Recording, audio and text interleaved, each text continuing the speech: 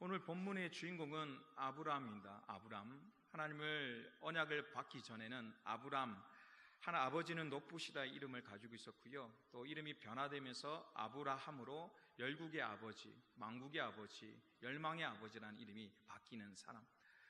우리가 아브라함은 신앙생활하면서 너무나 많이 듣는 사람 중에 한 사람이죠.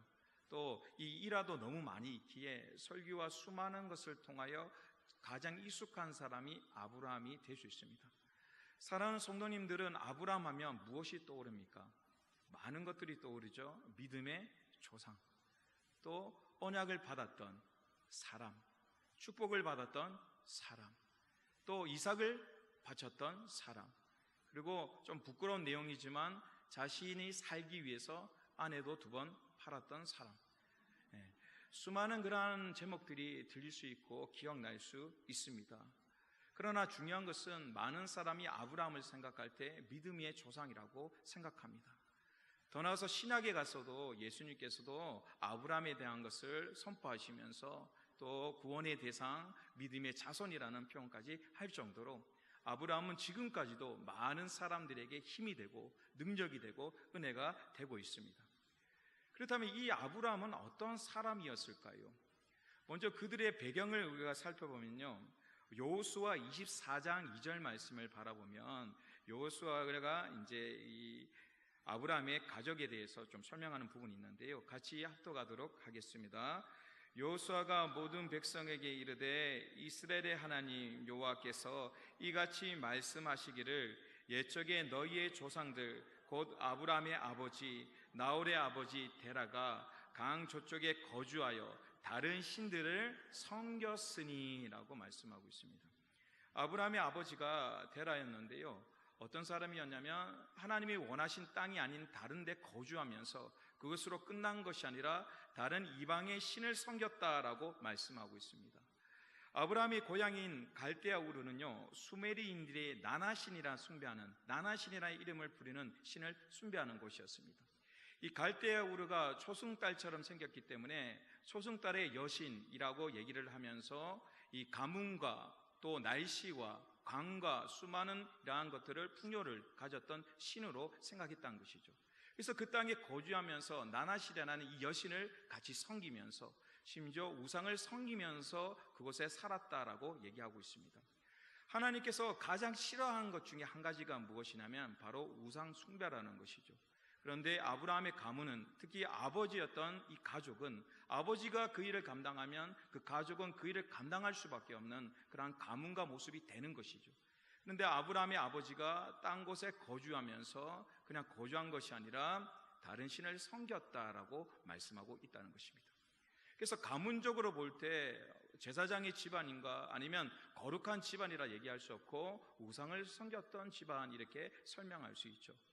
또 아브라함의 인생을 이렇게 돌이켜보면 수많은 장점들도 가지고 있지만 그의 인생을 돌이켜보면 영웅적인 기질이 있냐라는 질문을 냈을 때 많은 우군점이 듭니다. 영웅처럼 기계가 있었는가? 또 더 나아가서 전쟁과 수많은 곳에서 땅을 정복하고 다스리는 그러한 정치력과 통찰력이 있었느냐라는 질문에 대해서는 많은 사람이 우구심을 둘 수밖에 없는 사람이었습니다. 인생이 끝날 때도 어떻게 됐습니까? 자손이 그렇게 많지 않았고요, 또 거주할 땅도 크지 않는 그러한 인생으로 마감되는 것을 우리는 바라보게 됩니다. 그래서 믿음의 조상이라고 얘기했지만 그의 배경과 인생을 돌이켜보면 크게 자랑할 것이 없는 삶일 수도 있습니다. 그런데 왜 하나님께서는요, 아브라함을 믿음의 조상으로 세우시면서 계속적으로 우리에게 말씀의 선포가, 더 나아가 아브라함의 이름이 기억되길 원하실까요? 그 속에 하나님의 숨은 뜻이 있다는 것을 우리는 기억하길 원합니다. 어떤 숨은 뜻이 있습니까? 첫 번째로는 하나님의 열심이 그 속에 숨겨져 있습니다. 하나님의 열심이라는 책이 있는 것처럼 이 책의 내용을 바라보면요, 아브라함이 잘났거나 유명한 사람이 아니라 하나님께서 아브라함을 선택하셔서 그러한 사람으로 만들어가는 과정이 있다는 것입니다. 부족하고 연약하고 믿음 없는 그 사람을 하나님께서 선택하셔서 하나님의 사랑과 계획으로 변화시키는 그 과정이 그 속에 있다는 것이죠. 그래서 아브라함을 바라볼 때마다 그의 연약함들이 하나님의 계획과 깊은 은혜와 사랑으로서 점차 하나님의 사랑으로 변화되는 그 하나님의 열심이 그 삶 속에 숨겨져 있다는 것이죠. 두 번째는 무엇입니까? 오늘 말씀의 제목이 뭐죠? 오늘 말씀의 제목 주보 보세요. 센스 있으면. 네. 자, 말씀을 따라갔고, 하나님께서 아브라함을 통하여 주시고자 원했던 것은 말씀을 따라가는 삶입니다. 말씀을 기억하고 순종하며 한 걸음 한 걸음 걸어가는 삶. 아브라함이 변화되는 그 가정적인 핵심은 무엇이었냐면 바로 언약인 말씀이었습니다. 아브라함이 되는 그 가정 속에 가장 중요한 역할이 무엇입니까? 하나님의 말씀을 한 걸음 한 걸음 따라갔다는 것입니다. 그래서 그의 연약함이 나중에 하나님께서 인정하는 또 받으시는 예배자가 되었고 또 믿음의 조상이 되는 큰 이름을 가지는 순종의 사람이 되었다는 것입니다. 오늘 이 말씀을 들으시면서 아브라함의 얘기를 들으시면서 우리와 함께 한 걸음 한 걸음 가시길 원합니다. 그냥 아브라함만 놔두는 것이 아니라 아브라함이 있는 자리 속에 우리가 거한다고 생각하셔서 아브라함과 오늘 한 걸음 한 걸음 말씀을 따라 순종하고 걸어가는 삶, 그 과정을 오늘 말씀을 통하여 좀 들으시고 배우시고 경험하는 시간이 되길 간절히 축원합니다. 먼저 우리 오늘 말씀에요 1절 말씀을 같이 보도록 하겠습니다. 12장 1절 말씀입니다. 창세기 12장 1절 말씀입니다. 함께 합독하도록 하겠습니다. 여호와께서 아브라함에게 이르시되 너는 너희 고향과 친척과 아비의 집을 떠나 내가 네게 보여줄 땅으로 가라. 아멘. 먼저 말씀을 따라가기 위한 우리의 자세가 어떻게 해야 합니까? 첫 번째 1절 말씀을 보니까 하나님께서 아브라함에게 이르시다라고 말씀하고 있습니다. 이르시되라는 그 단어를 살펴보면요, 타이르다, 가르쳐주다라는 내용이 있고요, 더 자세하게 나가면 무엇이 있냐면 마음을 움직이게 하다.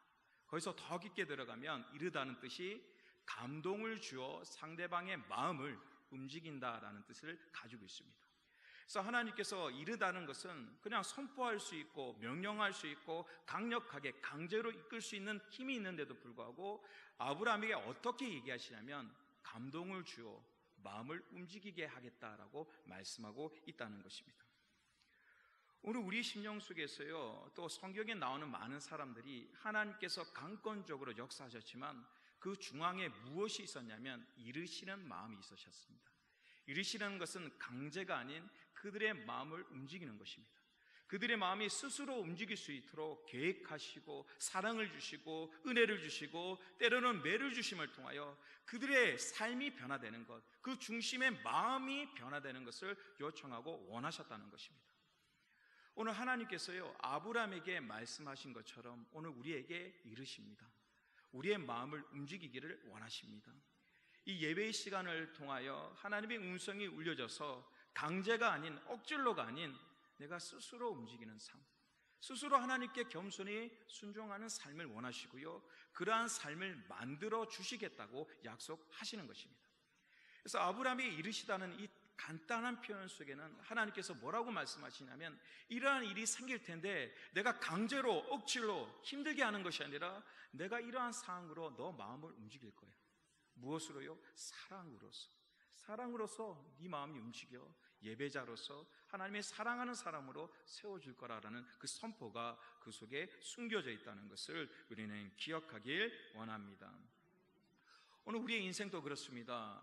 이 자리에 그냥 앉아 계신 게 아니죠. 인생을 돌이켜보면 하나님께서 우리의 삶을요 감동을 주어 움직여 주셨습니다. 우리가 생각외로 참 강박하잖아요. 고집이 있고 아집이 있어서 남의 손이나 나의 움직임에 우리의 인생을 걸거나 변화가 되지 않습니다. 그런데 하나님께서요 긴 기간 동안 서서히 우리의 마음을 움직이셨습니다. 하나님이 살아계시고 하나님이 역사하시고 때로는 강박한 이 마음을 하나님께서 주의 은혜를 부어주시기도 하고 기적을 주시기도 하고 만남을 통하여 때로는 예배를 통하여 수많은 반복을 통하여 우리의 심령과 마음을 움직이셨다는 것을 우리는 기억하길 원합니다. 그래서 오늘 드려지는 예배도 무엇이 움직여져야 되냐면 우리의 마음이 움직여지셔야 합니다. 예배를 드리기 준비 전에 어떻게 기도하셔야 되냐면, 하나님 이 시간 들을 때 내 마음이 움직일 수 있도록 도와주시옵소서. 그리고 우리 삶을 통하여 하나님의 마음을 움직일 수 있도록 도와달라고, 그런 감동을 드릴 수 있게 해달라고 기도하기를 원합니다. 하나님께서 아브라함을 통하여 수많은 기간 동안 돌보시고 인도하시고 이끌어 주셨잖아요. 그래서 아브라함의 마음을 감동을 주어서 움직이게 했습니다. 그리고 마지막 때에 이삭을, 가장 소중한 이삭을 하나님께 드릴 수 있는, 그래야 어떻게 했습니까? 도리어 아브라함이 하나님의 마음을 감동시키는 자가 되었다는 것을 우리는 알아야 한다는 것이죠. 그래서 하나님께서 오늘 감동을 주시길 원합니다. 그 이유는 무엇입니까? 이 감동을 받아 다시 하나님께 감동의 예배, 감동의 삶을 드리길 원한다는 것이죠. 이 말씀을 기억하셔서 늘 예배에 감동이 있으시길 원하고, 우리의 삶을 통하여 하나님의 보좌와 마음을 움직일 수 있는 살아있는 예배자가 되기를 간절히 축원합니다. 두 번째는 무엇입니까? 오늘 말씀에 보니까 아브라함에 이르시고 너는 너희 고향과 친척과 아비의 집을 떠나라고 말씀하고 있습니다. 하나님께서 말씀을 주시면서 첫 번째 결단을 원하셨는데 떠나라라고 말씀하셨습니다. 어디를 먼저 떠나기를 원하셨냐면 고향을 떠나야 한다라고 말씀하셨죠. 고향이라는 것은요, 자신의 살아온 터전을 그 시대에는 넘어섰습니다. 고향이라는 것은 안전한 장소였습니다. 정치적으로, 군사적으로, 문화적으로 보호받을 수 있는 장소라는 것이죠. 그래서 고향을 떠나면요, 나가자마자 많은 해할 수 있는 나라가 있었고 도적들이 있었고 수많은 어려움들이 있었다는 것이죠.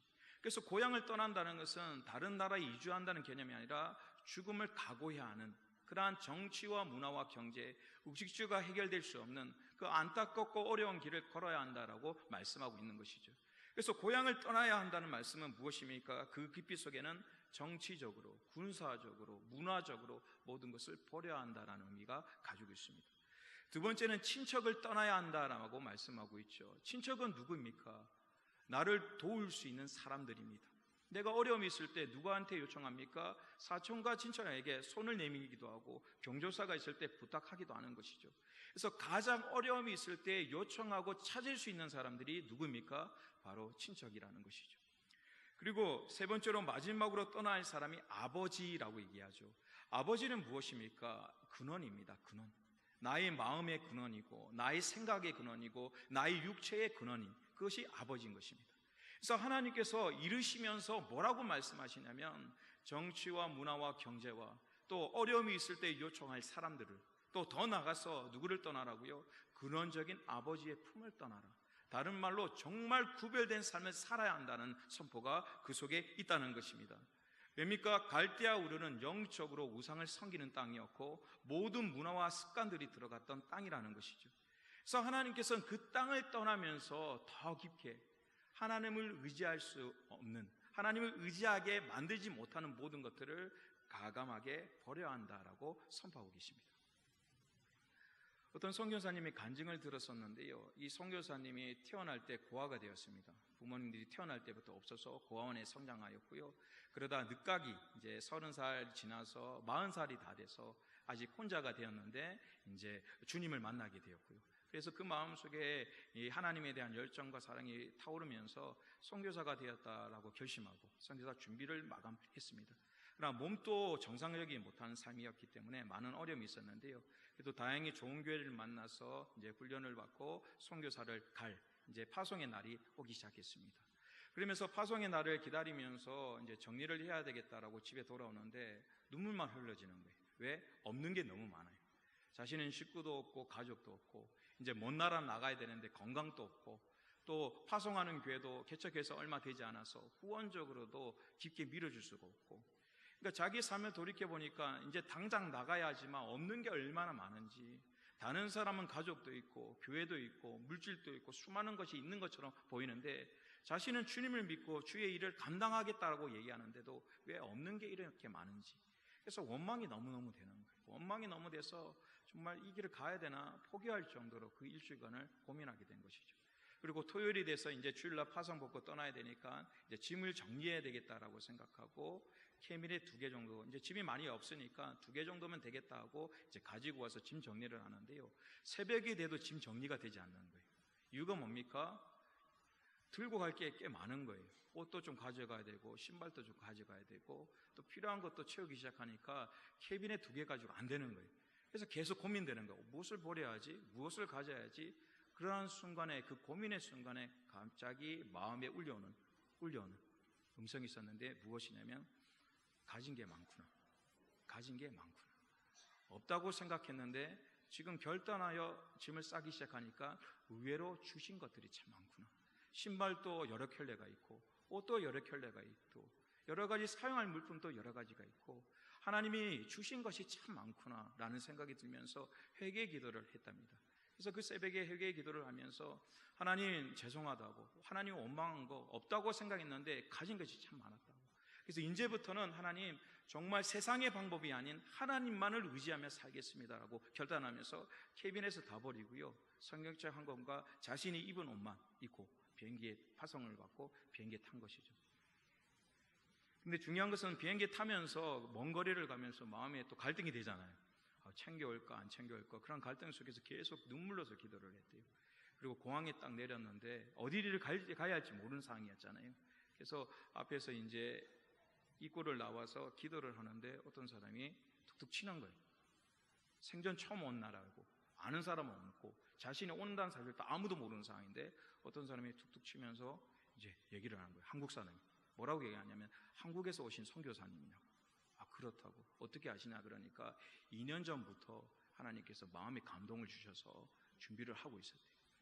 그래서 마음에 감동을 주셔서 그것을 눈물로서 기도하면서 이 가정의 교회를 세우기 위해서 여러 가지 도구와 또 선교사님이 오면 숙식할 모든 것들을 다 준비를 2년 동안 해냈대요. 그래서 오늘 그날 돼서 너무나 반갑다고 따라오시면 된다고 해서 사역이 시작되었다고 이제 선포하는 그 간증을 들었습니다. 정말 동화 속에 나오는 이야기처럼 들리지만 그것이 현실 속에 일어났다는 것이죠. 왜입니까? 하나님만을 의지할 때 새로운 역사와 능력이 생긴다는 것을 우리는 기억하길 원합니다. 오늘 신앙생활 하기에 너무 좋은 환경과 모습이 되었는데 왜 어머니 시절만큼, 할머니 시절만큼, 그 어려운 시절만큼 큰 기적과 간증들이 일어나지 않을까요? 왜 그것을 체감되지 못할까요? 그것은 오늘 말씀처럼요, 의지할 것이 너무 많기 때문입니다. 하나님만을 의지하는 것이 아니라 때로는 우리가 살고 있는 정치와 문화, 이 나라를 믿고 나갈 때도 있고요. 두 번째는 내가 어려움이 있을 때 빌릴 수 있는 돈을 빌릴 수 있는, 때로는 물질을 빌려줄 수 있는, 때로는 시간을 빌려줄 수 있는 사람들이 있기에 하나님께 의지하지 않습니다. 더 나아가서 영적으로 가족이 있기에, 또 내가 믿을 만한 것이 있기에, 어떤 사람은 돈을 믿기도 하고요, 아버지처럼. 어떤 사람은 명예를 자신의 아버지처럼 믿기도 합니다. 수많은 것들을 믿기에 하나님의 관계를 더 깊이 갈 수 없는, 하나님을 더 의지할 수 없는 그러한 상황과 모습을 만들고 있다는 것입니다. 그래서 하나님께서 왜 아브라함에게 가감하게 이제 준비도 안 된 그 상태에서 모든 것을 버리고 나아가기를 원하셨을까요? 그 이유는 하나님만을 의지하기 위해서. 하나님의 말씀을 순종하고 따른다는 것은요, 그분만을 의지하는 삶인 것입니다. 오늘 교회의 신앙생활을 통하여 그러한 것들을 배워 나가셔야 한다는 것입니다. 세상 사람은 어려움이 있을 때 세상의 방법으로, 때로는 물질과 사람으로서, 시간으로서 수많은 것을 동원해서 그것을 해결하길 원하지만 우리는 믿음을 가지고 신앙생활하고 있다면 세상의 방법이 아닌 하나님을 의지하는 방법으로 돌아오기를 원합니다. 하나님을 의지하는 방법. 오늘 우리의 삶 속에 수많은 문제들이 있잖아요. 그러나 돌이켜보면 그 문제가 나의 문제가 아니라 내가 그 문제를 통하여 하나님을 의지하지 않기에 그것이 문제가 되는 삶이 된다는 것이죠. 그래서 오늘 아브라함의 얘기를 들으시면서 오늘 우리 심령 속에 하나님의 관계 속에 하나님을 더 의지하는 것이 있다면 하나님이 떠날 수 있게 도와달라고. 그것이 자녀이든 물질이든 건강이든 내가 하나님보다 더 소중히 여기는 것이 있으면 이 시간은 결단하여 떠날 수 있는 심령을, 그것을 떠날 수 있는 심령을 달라고 우리가 기도하며 나가는 귀한 예배의 시간이 되길 원합니다. 세 번째로 뭐라고 말씀하고 계십니까? 다시 한번 12장 1절을 같이 읽도록 하겠습니다. 12장 1절을 하도록 하겠습니다. 여호와께서 아브라함에게 이르시되 너는 너희 고향과 친척과 아비의 집을 떠나 내가 내게 보여줄 땅으로 가라라고 말씀하고 있습니다. 하나님께서는요, 이제 무슨 기차처럼요, 이렇게 타면서, 기차 있죠, 기차. 이걸 이제 앞에 서서, 야, 이거 타면 부산으로 가. 이거 타. 아니면 비행기 타는 거기 가서 이 비행기만 타면 거기 갈 수 있어. 라고 얘기하면 너무너무 간단하잖아요. 근데 하나님께서 뭐라고 얘기하냐면, 너 앞으로 어디 갈 거야. 갈 거야. 갈 거야. 어떻게 가죠? 어떤 방법으로 가죠? 뭐라고 얘기하시냐면, 그냥 가라는 것입니다. 이해가 되세요? 목적은 확실한데 가는 과정의 방법은 설명하지 않는 것이죠. 그리고 한마디만 하십니다. 믿음을 가지고 한 걸음 한 걸음 나아가라. 그 말을 하시는 것이죠. 먼 곳을 나가는 것이 아니라, 먼 땅을 나가는 것이 아니라, 오늘 그것이 알았다면 오늘 한 걸음부터 시작해라는 것입니다. 오늘 인생의 한 걸음부터 그 믿음을 가지고 한 걸음 한 걸음 나가라는 것이죠. 일주일이 아닌, 1년이 아닌, 10년이 아닌 오늘 하나님의 뜻이 무엇인지를 알고 그 길을 순종하며 나가는 훈련이 필요하다라고 말씀하고 있는 것이죠. 오늘 우리는 말씀할 때 먼 미래를 바라봅니다. 앞으로 몇 년 뒤에 이것이 이루어집니까? 얼마 뒤에 이러한 것이 이루어집니까? 또 어떻게 해야 이 문제가 풀려집니까? 우리는 그 과정과 결론 속에서만 많은 마음이 있습니다. 그러나 하나님의 마음은요, 먼 미래가 아닌 오늘 이 시간에 한 걸음이라는 그 단어, 그 모습이 필요하다고 말씀하고 있는 것이죠. 아브라함의 인생을 그냥 보세요. 그냥 그 땅을 가라, 그 간단한 과정이 아니었습니다. 그 과정 속에 수많은 나라를 왔다 갔다 했고요, 때로는 목숨이 빼앗길 수 있는 그런 상황도 참 많이 있었고요, 심지어는 자기밖에 없는, 하나님께서 약속하셨던 아들을 바칠 수밖에 없었던 긴 여정이 그 속에 숨겨져 있다는 것이죠. 근데 하나님께서 오늘 그 과정은 다 생각하고 믿음을 가지고 한 걸음 나아가라라고 말씀하고 있다는 것이죠. 이 말씀은요, 히브리서 11장 6절과 8절을 보면 많은 우리에게 도움이 되는데요, 히브리서 11장 6절과 8절 말씀 합독하도록 하겠습니다.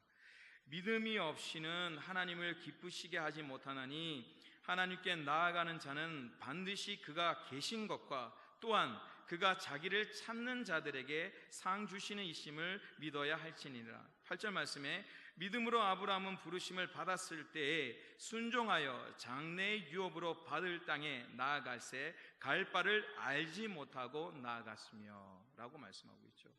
먼저 믿음 없이는 누구를 기쁘게 할 수 없다고요? 하나님을 기쁘게 할 수 없다라고 말씀하죠. 그러면 믿음이 무엇인가 오늘 말씀을 설명하고 있습니다. 하나님이 계신 것을 믿어야 한다. 하나님이 우리를 주관하고 창조하시고 다스리시고 인도하시는 그 살아계신 자체를, 주관하시는 역사를 믿어야 한다라고 말씀하고 있습니다. 그리고 그 옆에 무엇이라고 보충 설명을 하고 있냐면 자기를 찾는 자들에게 라고 표현하고 있습니다. 확실히 하나님을 믿으면 찾을 필요가 있어요, 없어요? 없습니다. 확실히 옆에 있는데요, 물컵이 이제 제 옆에 있잖아요. 찾을 필요가 있어요, 없어요? 없습니다. 있잖아요. 마이크가 옆에 있습니다. 찾을 필요가 있습니까? 없습니까? 없습니다. 없다는 것은, 찾는다는 것은 없기에 찾는 것입니다. 우리가 때로는 믿음이 없잖아요. 이 문제를 통하여 하나님이 도와주실까? 하나님께 이끌어 주실까? 이 문제를 어떻게 해결할까에 대한 의구심과 마음의 불안감이 많이 생길 때가 있습니다. 근데 하나님께서 그것을 불신행이라 얘기하지 않는다는 것이죠. 그 속에 무엇이 있기를 원하냐면 그 어려운 마음을 가지고 하나님을 찾기를 원한다는 것이죠. 내가 믿음이 없고 이 문제에 대해서 어려움이 있고 이 미래에 대한 걱정이 있을 때 그것으로 끝나는 것이 아니라 그 어려움을 찾는 것이죠. 때로는 말씀을 통하여, 때로는 예배를 통하여, 때로는 기도를 통하여, 때로는 금식을 통하여, 때로는 마음을 다시 한번 정리하면서 하나님은 살아계셔, 하나님은 도와주셔, 하나님이 이끌어주셔라는 그 신앙의 고백으로 찾기를 원하신다는 것이죠. 그것도 하나님께서 믿음으로 생각하셔서 상을 주시겠다고 약속하셨다는 것입니다. 그리고 뒤에 말씀에 아브라함이 하나님의 약속과 기업을 받았는데 불구하고 뭐라고 표현하고 있습니까? 나아가는데 어디를 갈지 알지 못하였다라고 말씀하고 있습니다. 근데 하나님께서는 그 알지 못하면서도 어디로 갈지 어떻게 될지 모르는 상황 속에서도 그 말씀에 순종하여 하나님의 말씀을 따라 한 걸음 한 걸음 갈 때 하나님께서 그 삶을 복되다라고 말씀하셨고 또 그 삶이 믿음이라고 말씀하셨다는 것입니다. 이것이 우리에게 얼마나 큰 위로가 되는지 모릅니다.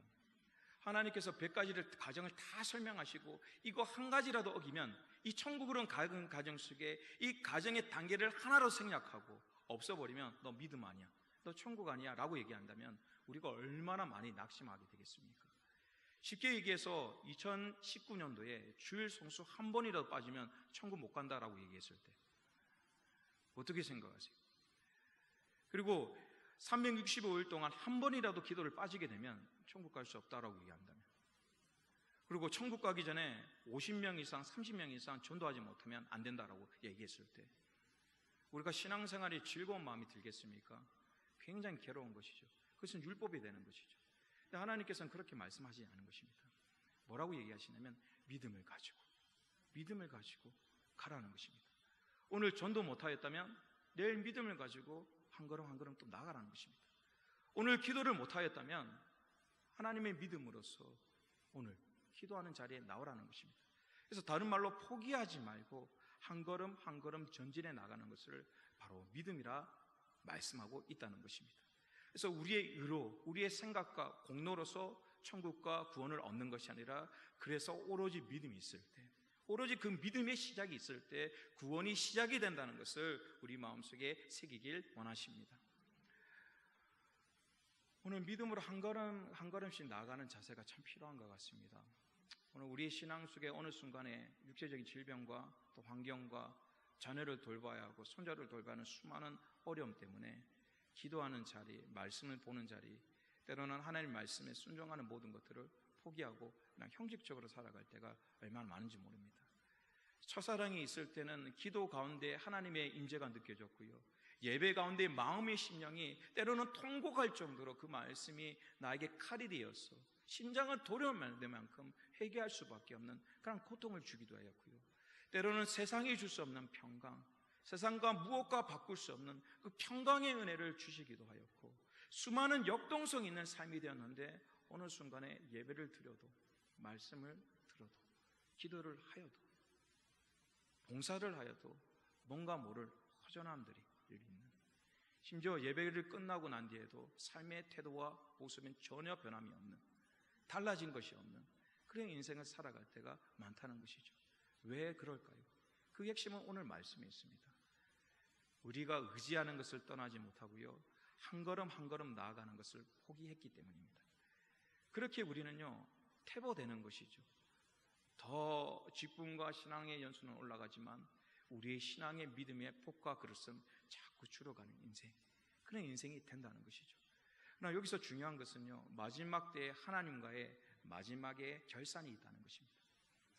그때 하나님께서는요 얼마를 모았느냐, 100억을 가졌냐, 얼마나 헌신했느냐 그렇게 묻지 않으십니다. 뭐라고 물으시냐면 포기하지 않고 얼마나 한 걸음 한 걸음 십자가를 바라보고 나갔는가, 그것을 물어보실 것입니다.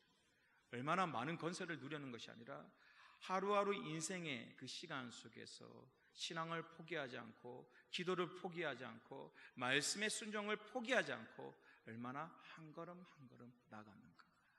예수님이 십자가를 지시고 골고다를 향해 한 걸음 한 걸음 포기하지 않고, 그 십자가를 버릴 수도 있고 다른 방법이 있는데도 불구하고 그 십자가를 포기하지 않고 한 걸음 한 걸음 나아가신 것처럼, 어디로요? 십자가로.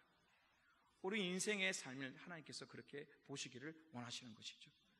그리고 더 큰 은혜는 무엇이냐면 한 걸음 한 걸음 나갈 때마다 나의 의지와 나의 노력, 나의 힘이라고 생각했는데 하나님께서 모든 것을 예비하시고 준비하시고 우리의 마음을 움직이기 위하여 놀라운 일들을, 놀라운 계획들을 숨겨 놓으셨다는 것을 우리는 기억하길 원합니다. 오늘 말씀을 정리하도록 하겠습니다. 오늘 말씀은 아브라함이 시작이 되었는데요, 중요한 것은 아브라함을 사용한 이유가 무엇인가, 그것을 봐야 한다고 말씀했죠. 첫 번째는 하나님의 열심이 있다라고 말씀드렸습니다. 부족한 사람을 수많은 방법과 계획과 사랑을 통하여, 마음을 움직임을 통하여 믿음의 사람으로 세워나가는 그 과정이 아브라함의 일생 속에 숨겨져 있다는 것이죠. 그리고 우리에게 간곡히 부탁하시고 원하는 것은 오늘 많은 것을 희생하라고 말씀하신 것이 아니라 여호와의 말씀에 따라 한 걸음 나아가기를 원한다라고 말씀하고 있습니다. 오늘 설교에 들은 대로 한 걸음 나아가기를 원합니다. 말씀을 읽은 대로 마음에 성령님의 감동이 올 때마다 무시하지 마시고 부족하지만 한 걸음 한 걸음 나아갈 수 있는 여호와의 말씀에 따라 순종할 수 있는 귀한 교회와 살아있는 신앙이 되기를 간절히 축원합니다. 기도하도록 하겠습니다.